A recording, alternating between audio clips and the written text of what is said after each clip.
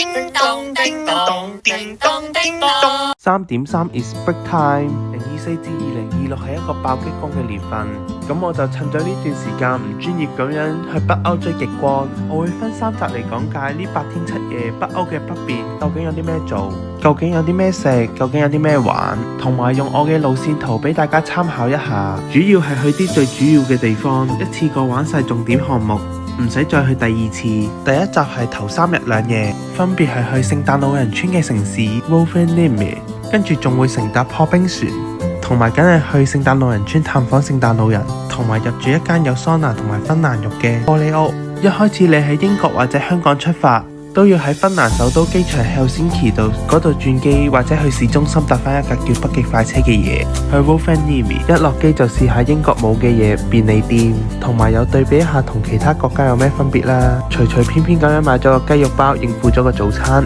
跟住等咗幾個鐘，乘搭一架應該係嗰啲客運螺旋機出發 ，Let's go！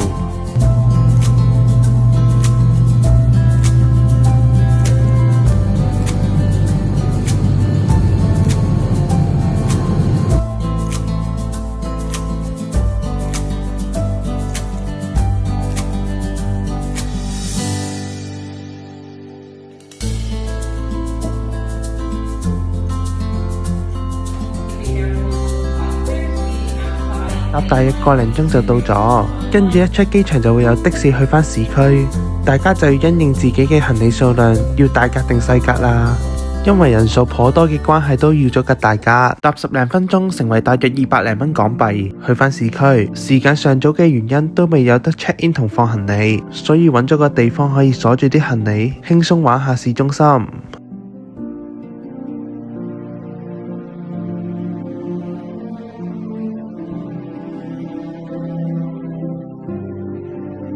隨便入咗間 local 嘅 coffee shop 啦，都係啲北歐風格嘅裝修。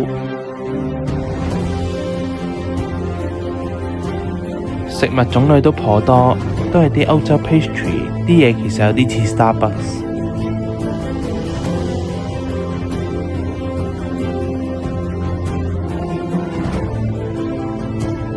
食完早餐，趁天氣幾好，又冇乜雲，帶大家睇下市中心有啲咩做。第一道 Angry Bird 主題嘅公園仔啊 ，Angry Bird 可以都係古時遺跡，都勾起咗啲童年回憶。影下相，帶啲細路嚟玩下都幾得意。第二個地方叫 Mother Church， 北歐建築嘅一間教堂，佢喺河邊附近，冇乜嘢做，其實都係去睇下。因為市中心其實冇乜景點，都係行下欣賞下，當一個休息嘅中轉站。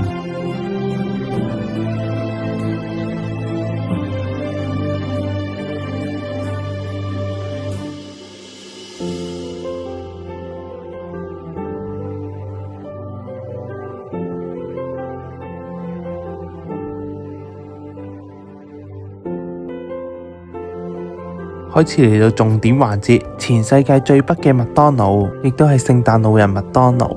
個特別之處係喺佢有辣嘅麥樂雞，同埋有個芝士醬，同埋明信片係免費攞。午餐就去咗間 local restaurant 叫做 Locker， 佢出名係個北歐傳統食物三文魚紀念湯，三文魚同薯仔都頗多，個湯就稀啲，但係好鬼鹹。最好食應該係呢個最普通嘅燒豬肋骨，同埋呢個煙三文魚。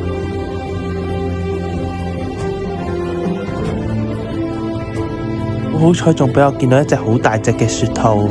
晚餐就食咗一間市區第一嘅餐廳 Restaurant Lily， 食翻芬蘭本地嘅野味。間長期都滿人啊，一定要 book 位。試翻當地 local 嘅 wine，Lingonberry 嘅酒，係一種好凍嘅地方先生長到嘅 berry， 個味係偏向梅酒，但係冇咁甜。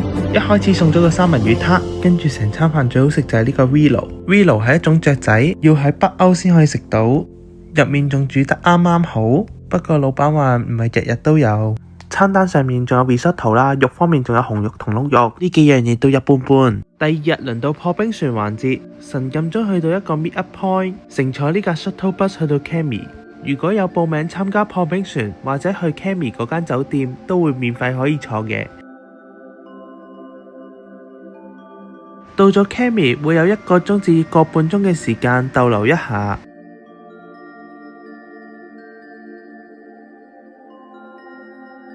自由活動之前要去個 counter 度 check in 返個人數。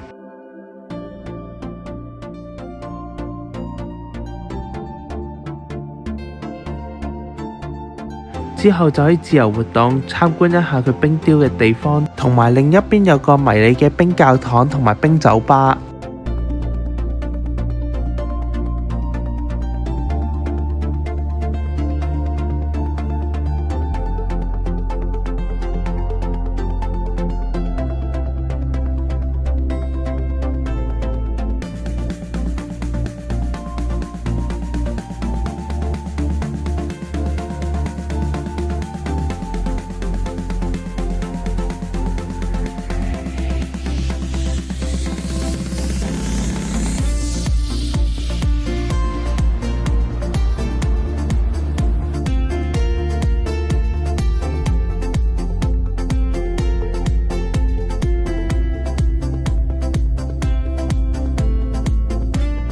參觀完之後，乘坐第二架 shuttle bus 去附近一個碼頭，亦都係今日最主要嘅環節，乘搭 Sample 破冰船。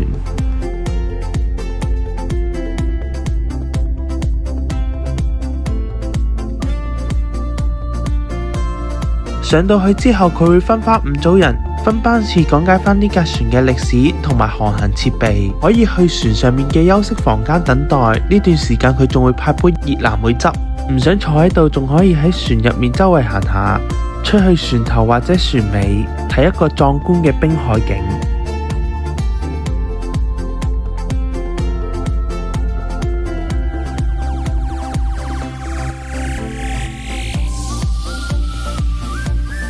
航行嗰陣時，好清晰咁樣睇到啲冰俾架船鑿開緊。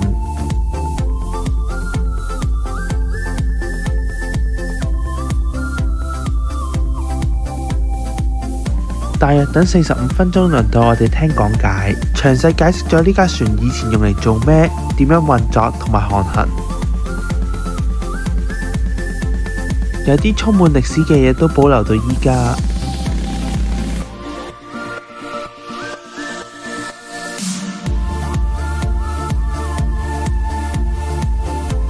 仲可以入去睇埋佢個主駕駛室。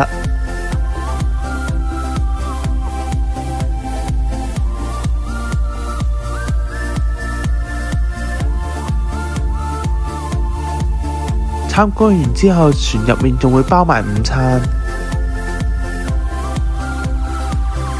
有飯有雞有魚有菜有湯。你唔好預佢有幾好食，有嘢食已經好好，仲要震到傻。食完嘢停泊咗之後，可以出去喺海上面行下，成個海都結晒冰，所以可行範圍都好大。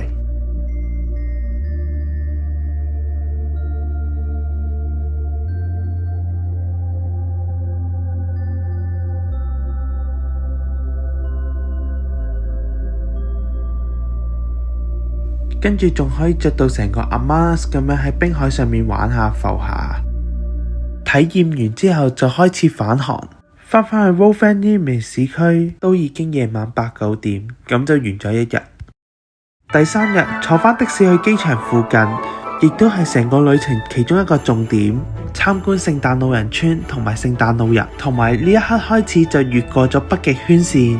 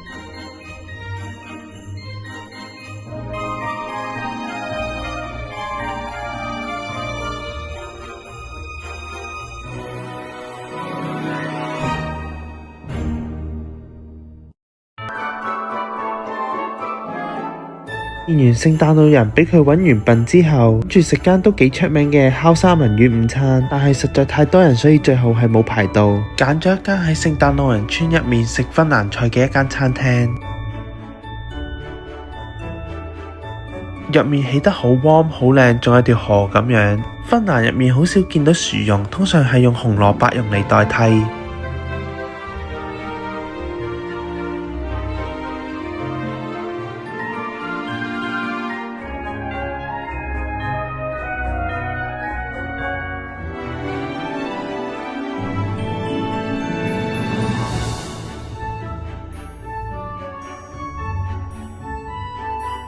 夜晚就入住聖誕老人村附近一間玻璃屋，叫 Glass Resort。等我帶大家一齊嚟參觀下啦。同埋喺呢度提提大家，2人房係冇所謂嘅芬蘭浴，所以我訂咗間4至6人房。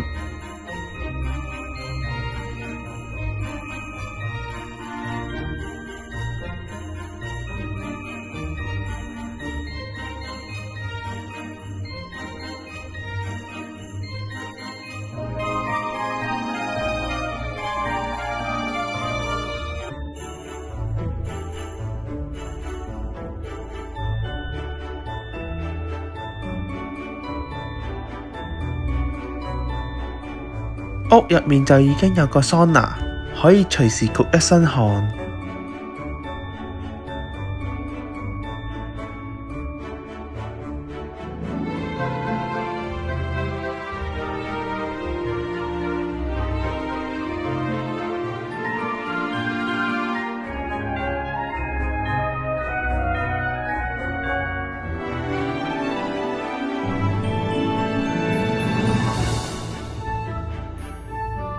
去到客廳，佢有一個 open kitchen， 煮食廚具設備都好齊全。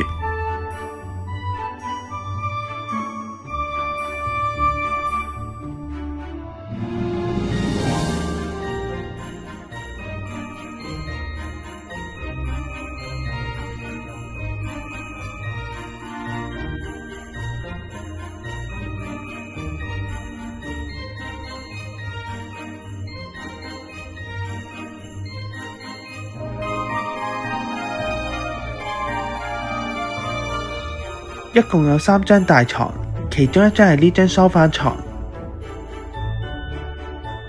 住第一間房入面又有一張，呢間房個景都係啲雪同埋啲樹，都冇乜特別，勝在夠暗夠靜。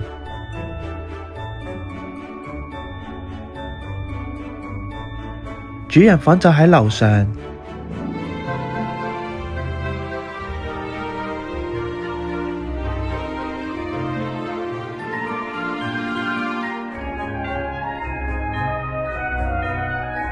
個重點係可以仰望星空，好彩嘅話仲可以睇埋極光。我哋嗰日就運氣差咗少少。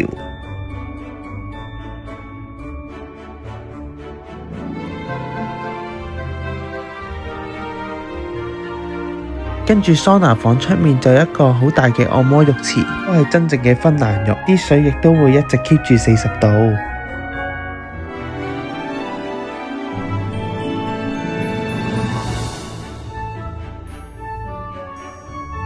輪到晚餐，食咗個幾難食嘅牛肉塔塔，好彩個主食意大利雲吞都正正常常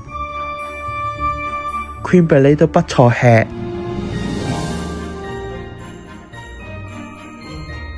食完之後再行下夜晚嘅聖誕老人村，溫度得返-6度，啲燈飾仲要令到成個聖誕老人村更加靚，更加有氣氛。